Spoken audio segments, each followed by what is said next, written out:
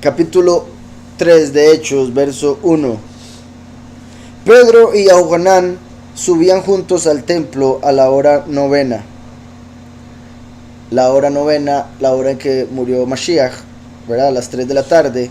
Particular eso, porque, bueno, por un lado, vean cómo acabamos de ver que cuando Yahushua murió, y más que eso, cuando llegó Shavuot, que fue el capítulo anterior, ¿verdad? El capítulo anterior fue Shavuot y recibieron la Ruach.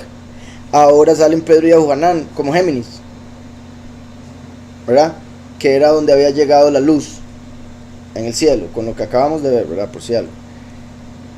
Entonces Pedro y Yahuanán como Géminis, por ende como los dos testigos. En este caso, como siempre he dicho, Pedro representa al primero. Cuando tenemos a Pedro y a Pablo, representa al primero y último. Cuando solo tenemos a Pedro, representa a Mashiach. Cuando tenemos a Juan, depende dónde esté. En este caso, como está a la par de quien representa a Mashiach, entonces representa a Juan el Bautista, Eliyahu. ¿Estamos? Entonces, Pedro y Juan como los dos testigos. Mashiach viniendo nuevamente con Juan el Bautista nuevamente. La piedra, Kef, Pedro, y Yahuanán, a quien Yahweh favorece. Repito entonces, como los dos testigos en el fin de los tiempos. Y tras de eso, como dije, los dos testigos, todo parece indicar que van a empezar cuando Mashiach terminó, ¿verdad? Y cuando en este caso, ¿a qué hora terminó Mashiach? A las 3 de la tarde, la novena hora. Y aquí vemos que ellos a la hora novena hicieron esto que están por hacer. Entonces vean cómo hasta esto parece ser representando que los dos testigos empiezan cuando Yahushua terminó, porque es la misma hora. Se podría decir que no era necesario decir la hora, por algo está. Entonces los dos testigos empiezan cuando Yahushua terminó. Kef y Yahuanán subían juntos al templo a la hora novena, que era la de la oración. Esta es la razón obviamente por la que aparece, pero era común en esa hora ir al templo. Entonces por eso digo que en cierta forma, o sea, los que saben del templo y que se oraba ahí, no sería necesario que eso se pusiera. Ese es mi punto. Está ahí para que entendamos toda la historia, pero más que eso para que veamos algo profético. Dice el verso 2: había un hombre cojo de nacimiento que era llevado y dejado cada día a la puerta del templo, que se llama la Hermosa. La puerta, ¿verdad? Lo dejaban en la Hermosa. Ahora, esto representa a la congregación escogida, que es hermosa. Va a entrar por la puerta, que es Mashiach, pero es cabeza, por eso es varón. Los 144,000 son cabeza de los muchos, van a ser reyes y sacerdotes, por eso es representado por un varón, como cuando Lot fue salvado y la esposa de Lot no. Lot representa a los pocos y la esposa de Lot a los muchos. Aquí este hombre cojo representa a los pocos, que por la doctrina falsa no tenían cómo caminar, no tenían por dónde ir, no tenían el camino, por la apostasía. Pero estaba a la puerta, deseoso, y en la puerta hermosa, porque la congregación apartada es hermosa para Yahweh. Había un hombre cojo de nacimiento que era llevado, también cojo de nacimiento, eso es sorprendente, inmenso. No era alguien que se quebró el tobillo la semana pasada y alguien lo sanó. Había un hombre cojo de nacimiento que era llevado y dejado cada día a la puerta del templo, que se llama la Hermosa, para que pidiera limosna a los que entraban en el templo. Aquí ponen la Hermosa, puerta situada al lado oriental del templo, posiblemente la entrada principal al edificio. Y por ende representa Mashiach esa entrada, por supuesto. Dice para que pidiera limosna a los que entraban en el templo. Cuando vio a Pedro y a Yahuanán que iban a entrar en el templo, les rogaba que le dieran limosna. Pedro con Yahuanán, fijando en él los ojos, le dijo: míranos. Entonces él los miró atento, esperando recibir de ellos algo. Esto es sorprendente, porque aquí vemos parte de lo que también se podría decir lo que dijo Yahushua, de que harían cosas más grandes que las que él hizo, en el sentido de que aquí la fe de Pedro y de Juan, Yahuanán, fue suficiente, y es sorprendente, inmenso. Que es como cuando también está escrito que dice que cuando dos estén unánimes en algo, se les cumple lo que pidan al Padre. Entonces aquí ellos estaban unánimes. El hombre está pensando en otra cosa, él está pensando en plata. ¿Qué me van a dar? A ver. Pero también el que le diga míranos es para hacer conexión del alma, ¿verdad? Entonces, quiere conexión visual, el otro hombre está esperando otra cosa, y ese es mi punto de lo sorprendente de este milagro. Entonces él los miró atento, esperando recibir de ellos algo. Pero Pedro, dijo: no tengo plata ni oro. Imagino al hombre quitando la mirada.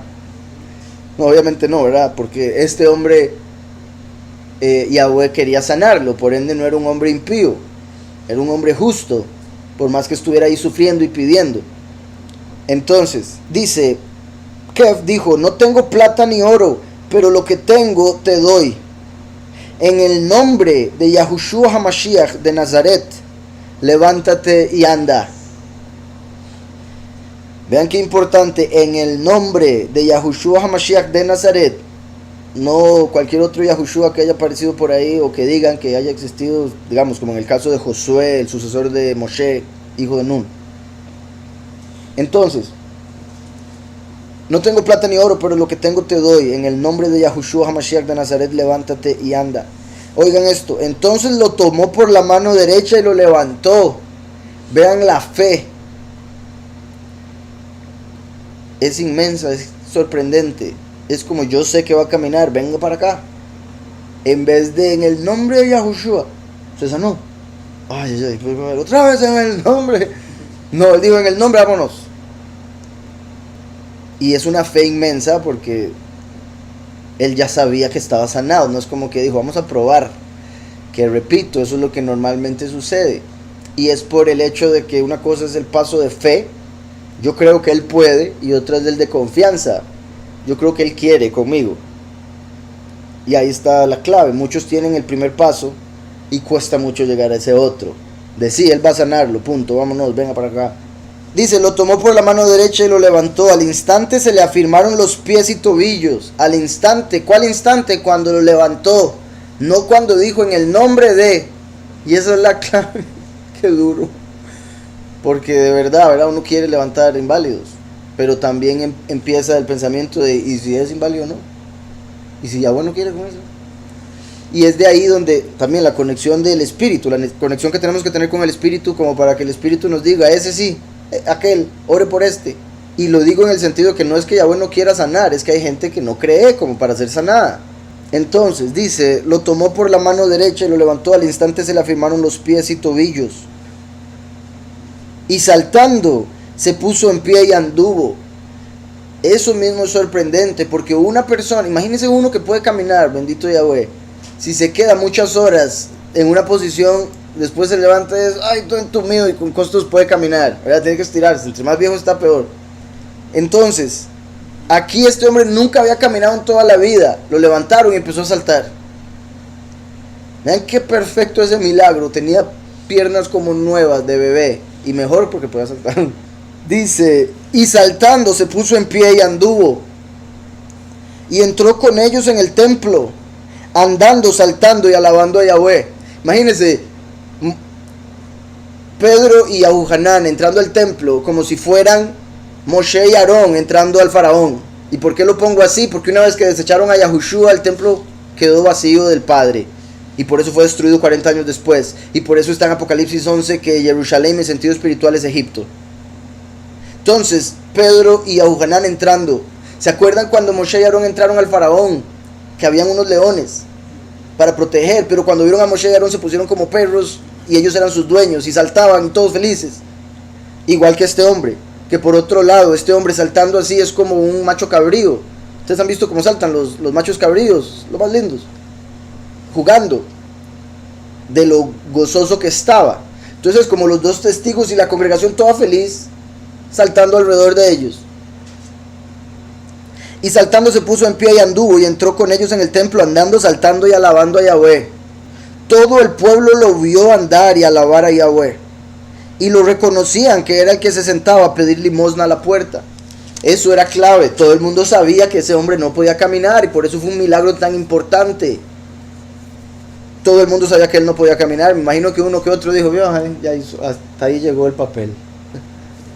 Siempre había podido caminar y hasta ese día decidió, ¿verdad? Porque así es la gente, no quiere creer, ¿no? Entonces, no me extrañaría que alguien pensara eso. Pero en general todo el mundo sabía que él no podía caminar desde niño. y lo reconocían que era el que se sentaba a pedir limosna a la puerta del templo La Hermosa, y se llenaron de asombro y espanto por lo que le había sucedido. Con espanto se refiere a que no lograban entender qué estaba pasando.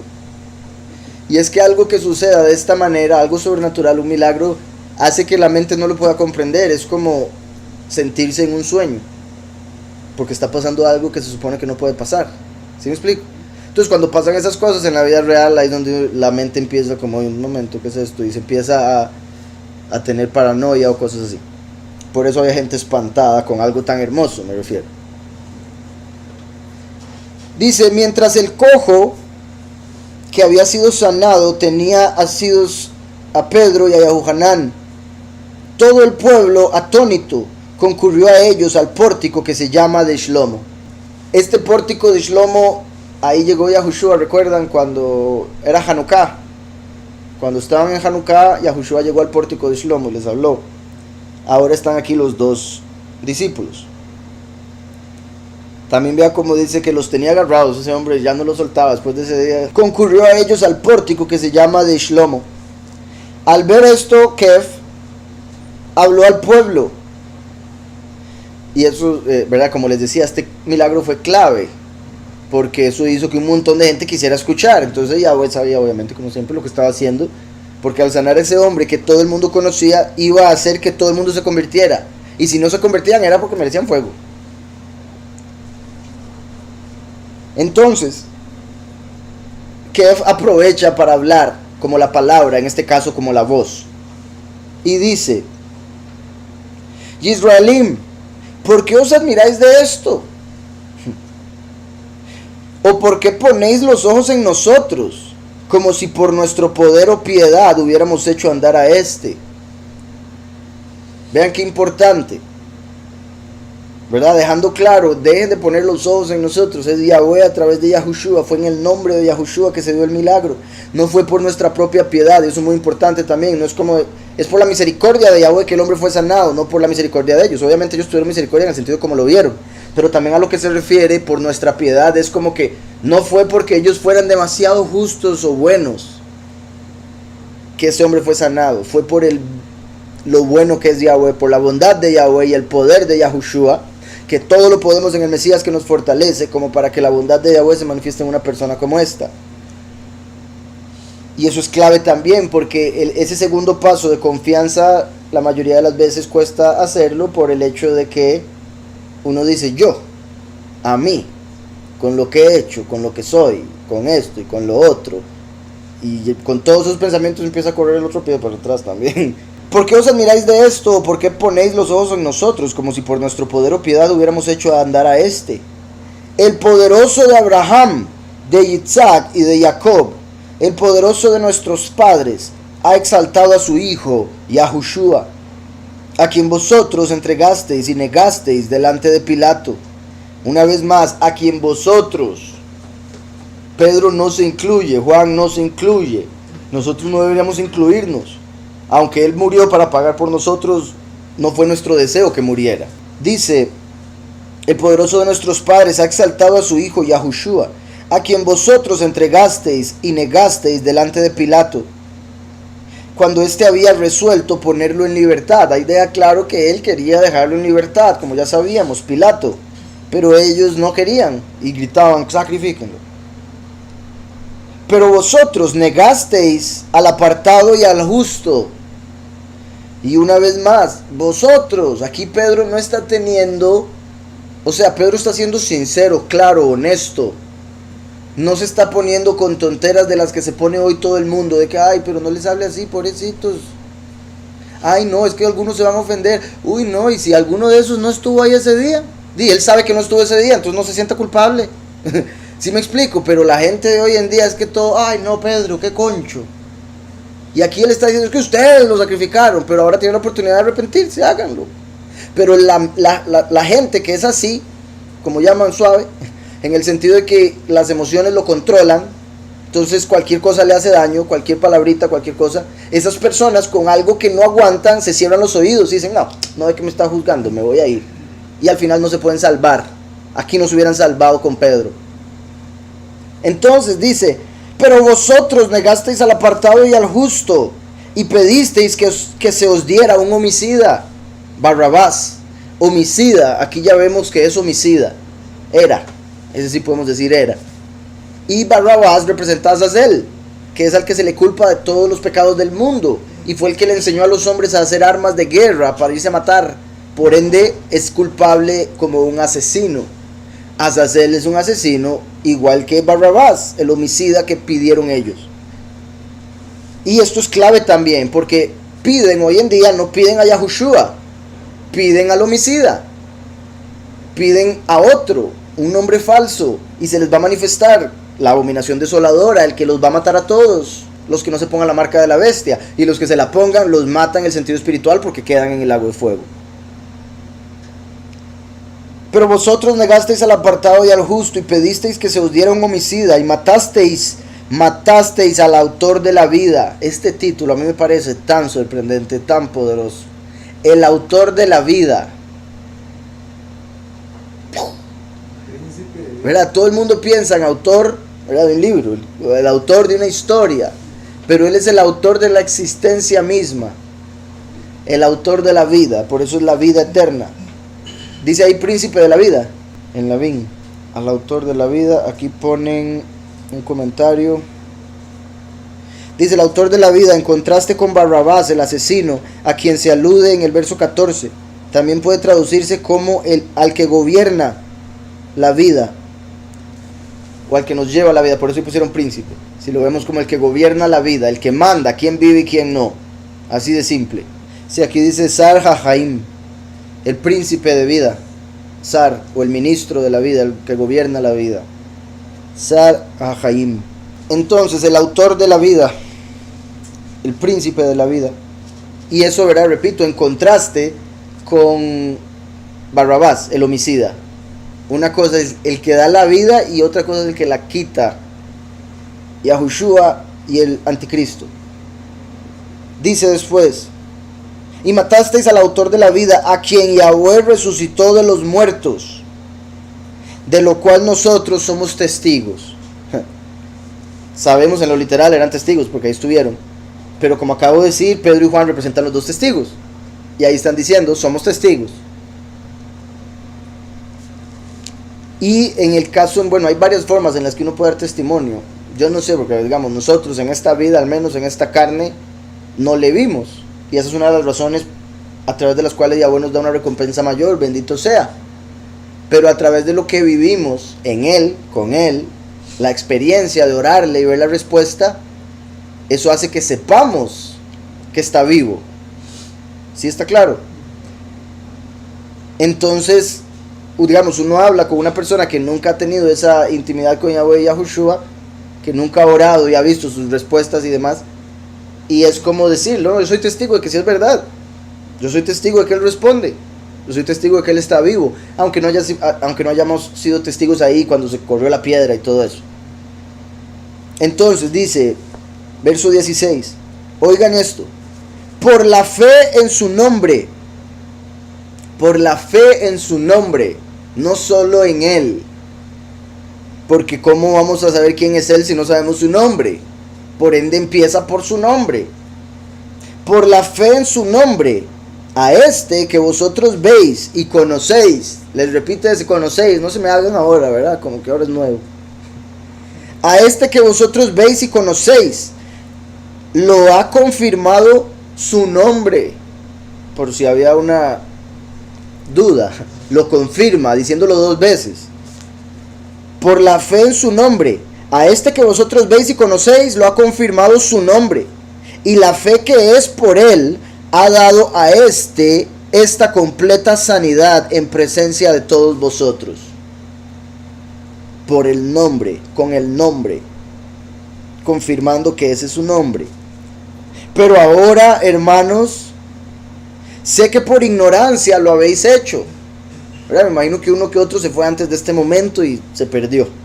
Pero los que tuvieron la fuerza de mantenerse hasta este momento, después de todas esas palabras, aquí ya Pedro empieza a darles la salvación. Pero ahora, hermanos, sé que por ignorancia lo habéis hecho, como también vuestros gobernantes. Pero Yahweh ha cumplido así lo que antes había anunciado por boca de todos sus profetas, que su Mashiach habría de padecer, como lo vemos por ejemplo en Isaías 53, experimentado en sufrimiento. Por nuestros pecados Él fue herido, llevó nuestras enfermedades, etc. Y en Daniel 9 aparece que Mashiach tendría que ser cortado y nada le quedaría. Entonces estaba, pero ellos no lo vieron. Me refiero a la profecía. Verso 19. Así que arrepentíos y convertíos, para que sean borrados vuestros pecados, para que vengan de la presencia del soberano tiempos de consuelo, y Él envíe a Yahushua HaMashiach, que os fue antes anunciado. A este ciertamente es necesario que el cielo reciba, ¿verdad? A la derecha del Padre está ahorita, hasta los tiempos de la restauración de todas las cosas que habló Yahweh por boca de sus apartados profetas que han sido desde tiempo antiguo. Entonces Yahushua va a permanecer en el cielo hasta que se restaure todo, y Yahweh lo va a restaurar a través de los dos testigos. Y hasta se podría decir, ¿verdad? Curiosamente Yahushua vino como el postrer Adán. Entonces si Yahushua vino como Adán, ahora los dos testigos tienen que venir como Yahushua y Juan.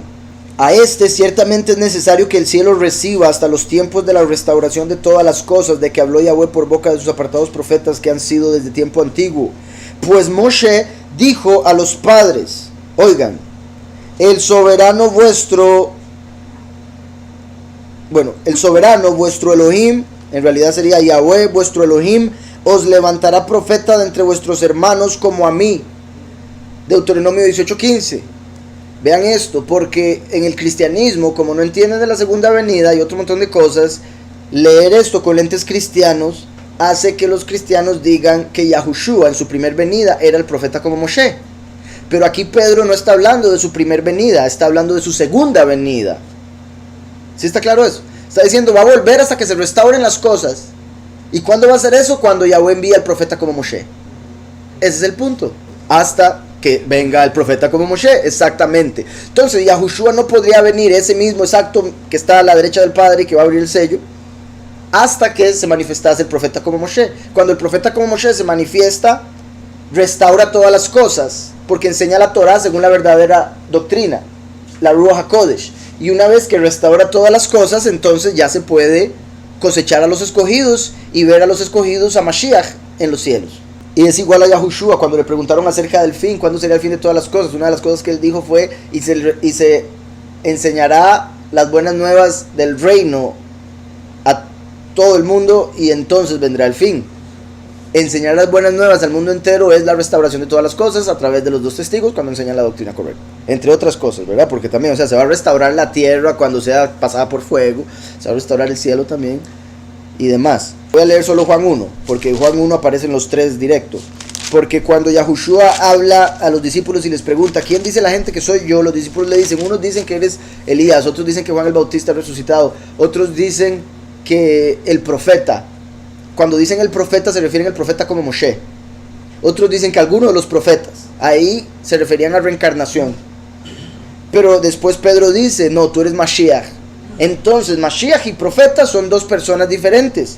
Pero en el cristianismo, como no entienden segunda manifestación de Yahweh en la tierra, entonces ellos dicen que el profeta es Yahushua, que Mashiach y profeta son exactamente el mismo. Pero no es cierto. En Juan 1, cuando llegaron los fariseos a preguntarle a Juan el Bautista quién era él, ¿quién eres tú?, dijeron en el verso 19. Él confesó y no negó. Confesó, yo no soy Mashiach. Entonces confesó de una vez, no soy Mashiach. Ese es uno, el principal que esperaba el pueblo. Y después dice, y le preguntaron, ¿qué pues? ¿Eres tú Eliyahu? Dijo, no soy. Ya he explicado, él sí era un Eliyahu, pero no era el Eliyahu por el que le preguntaban, porque Eliyahu vendría 2 veces más. Le estaban preguntando por el Eliyahu último, pero él estaba diciendo ser el Eliyahu primero. En sí, podría ser que él mismo no entendiese del Eliyahu primero. Él sí entendía que él era la voz en el desierto, pero ese es el Eliyahu primero. Por eso lo digo yo así. Y es el que aparece en mi Malaquías 3.1, cuando aparece que uno prepararía el camino para Mashiach. Entonces, Juan el Bautista era ese, el que prepararía el camino, el Eliyahu pasado. Pero aquí vemos algo clave, por eso siempre me gusta leer este capítulo. Mashiach no, Eliyahu no. Dijo, no soy. ¿Eres tú el profeta? Y respondió, no. Entonces los fariseos esperaban a 3 personas. Mashiach, Eliyahu y el profeta. 3 personas. Por ende, Mashiach y profeta son 2 diferentes. Eliyahu en el medio tendría que venir con Mashiach y después con profeta. ¿Está claro eso? Eliyahu estaba un poco confundido, Yahuhanan estaba un poco confundido en su primer manifestación, porque era del tiempo pasado y él esperaba el cumplimiento de todo, y por eso cuando estaba en la cárcel dudó de que Yahushua fuese Mashiach, entre otras cosas. Yo nada más quería leerlo rápido, pero sí está claro entonces que son 3 diferentes. Mashiach es uno, el profeta es otro. Vean que ahí Mashiach se dijo de primero y profeta se dijo de último, porque son el primero y el último. Entonces, aquí Pedro lo está explicando. Pues Moshe dijo a los padres, el soberano vuestro Elohim, Yahweh vuestro Elohim, os levantará profeta de entre vuestros hermanos como a mí. Vean qué curioso que Pedro está diciendo como a mí. Obviamente está citando Deuteronomio, pero al decirlo en primera persona está diciendo como a mí. Y Pedro, como decía, representa al profeta como Moshe, puesto que representa a Mashiach mismo. Yahweh vuestro Elohim os levantará profeta de entre vuestros hermanos como a mí. A él oiréis en todas las cosas que os hable, y toda alma que no oiga a aquel profeta será desarraigada del pueblo. Entonces está preparando a la gente para la venida del profeta. Simplemente Pedro no entendía que el profeta vendría 2000 años después. Igual, o sea, porque para ellos no fueron los tiempos, como lo dice Hechos 1, verso 7, les dijo Yahushua, no os toca a vosotros, Pedro y ellos, saber los tiempos o las ocasiones, porque era necesario que ellos escribieran para nuestro tiempo, como si ellos estuvieran en el tiempo nuestro. Entonces, y toda alma que no oiga a aquel profeta será desarraigada del pueblo. Y todos los profetas desde Shemuel en adelante, cuantos han hablado, vean qué importante, todos los profetas de Shemuel en adelante. Shemuel, hay 2 traducciones para el nombre, se puede ver como su nombre es poderoso, Shemuel, o de Shema, el que es escuchado por el poderoso. Y todos los profetas desde Shemuel en adelante, cuantos han hablado, también han anunciado estos días. Vosotros sois los hijos de los profetas y del pacto que Yahweh hizo con nuestros padres, diciendo a Abraham, en tu simiente serán benditas todas las familias de la tierra. A vosotros primeramente Yahweh, habiendo levantado a su hijo, lo envió para que os bendijera, a fin de que cada uno se convierta de su maldad. Y ahí termina el capítulo. Entonces, sí quiero dejar claro, ya lo expliqué muchas veces, pero nada más el hecho de que lo leímos en orden, con cuidado, y pudimos ver que Pedro estaba hablando de la segunda venida y después mencionó al profeta como Moshe. No fue como que estaba hablando de la primera venida y dijo, y por cierto, Mashiach era el profeta. Está claro que así es como lo toman el cristianismo, pero está incorrecto. Ah, ok, sí, buen punto. Sí, después de haber dicho el profeta como Moshe que viene, dice, por eso levantó a su hijo en pasado. El profeta que vendría, pero como vendría un profeta como Moshe, tuvo que enviar a su hijo antes. Lo que está diciendo ahí. En el 5:31 dice, a él lo elevó Elohim, sí, por príncipe, Lazar, Ul Moshiach, y por Salvador. Acabamos de ver en el cielo que en el Shavuot, en el que recibieron la Ruach, el sol había llegado al pie de Géminis, los hermanos unidos, llegó la luz del evangelio a ellos. Y aquí estamos viendo que inmediatamente después de haber recibido la Ruach, le arreglaron los pies a un hermano.